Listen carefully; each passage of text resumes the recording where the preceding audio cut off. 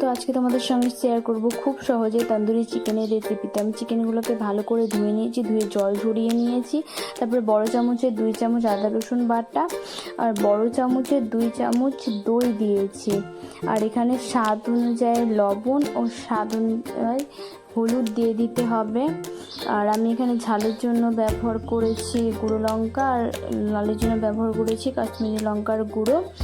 আর 1 চামচ সরিষার তেল দিয়েছি। আর সরিষার তেল দিয়ে এটাকে ভালো করে মেখে নিতে হবে যেন প্রতিটা মাংসের গায়ে মশলা যেন লেগে থাকে। আর ম্যারিনেট করে এগুলোকে তোমরা ওভারনাইট রাখলে তো খুবই ভালো হয়, নাহলে মিনিমাম তোমাকে 2 ঘন্টা রাখতেই হবে। আর আমি এখানে রেখেছিলাম 5 ঘন্টা। তো 5 ঘন্টা পর মাংসগুলোকে বের করে নিয়েছি। আর বের করে ননস্টিকের কড়াইয়ে বাটার আর সাদা তেল দিয়েছি। আর সাদা তেল তোমরা বাটারও করতে পারো, সাদা তেলও করতে পারো, বাটার দিলে একটু ভালো হয়। আর মাংসগুলোকে এখানে ছেড়ে দিয়েছি। আর এগুলোকে ঢাকা দিয়ে প্রায় 15-20 মিনিট রাখতে হবে। আর এক পিঠটা হয়ে গেলে আবার পিঠটা আর একটু উল্টে দিতে হবে।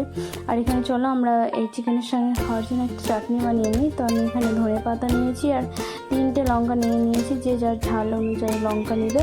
আর এখানে 1 কোয়া রসুন নিয়েছি আর এটাকে ভালো করে পেস্ট করে নিয়েছি। তারপরে দই দিয়েছি, আর দই দিয়ে ভালো করে এটাকে মিক্স করে নিতে হবে।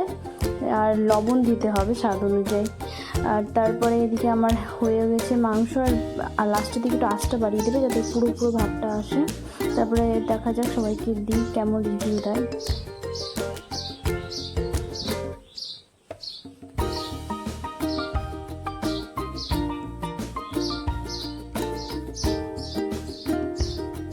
তো সবাই খেয়ে তো বেশ ভালোই বলেছে, আর আমারও সত্যি খুব ভালো লাগে। তো প্লিজ বাড়িতে একবার ট্রাই